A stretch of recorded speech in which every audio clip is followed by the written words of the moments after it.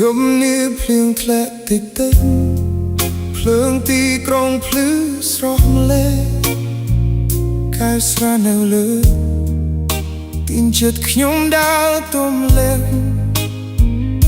រូបអូននៅក្នុងចិត្តមិនព្រមចេញពីខួរក្បាលពេលខ្ញុំបិទភ្នែកម្ដងណាសំឡេងអូនលាន់លឺឡើងវិញខ្ញុំមិនមែនខ្លាំងដូចមុនមិនអាចញញឹមបន់លំចិត្តដែលធ្លាប់គិតថាឈប់ថ្ងៃនេះសល់តែភាពស្មោះស្ម័គ្រយប់នេះខ្ញុំចង់ស្រវឹងឲ្យភ្លេចរឿងយើង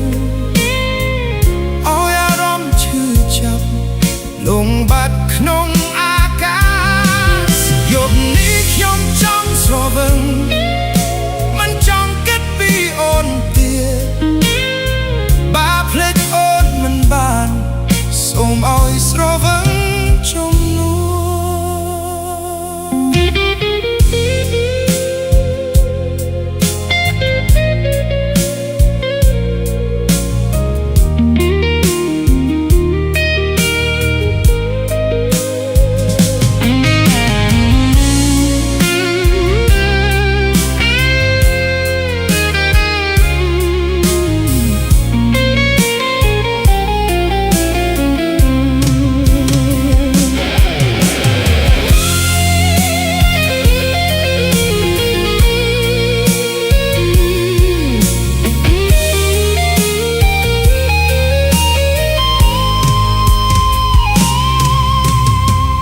មិត្តភក្តិនិយាយ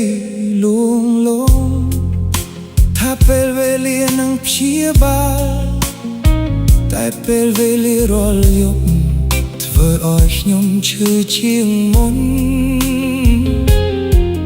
កាយស្រាទី3មិនអាចលៀងស្នាមចិត្តទូស្រវឹងប៉ុណ្ណាក៏ដោយអូននៅតែច្បាស់ក្នុងចិត្តបើអូនមានអ្នកណាថ្មី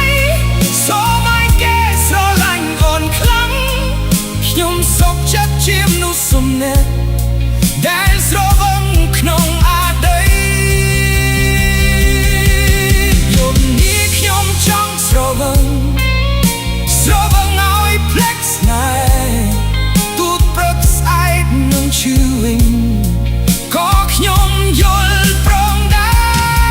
រយប់នេះខ្ញុំចង់ស្រវឹង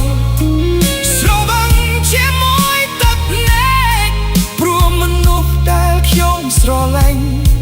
មិននៅក្បែរខ្ញុំទេ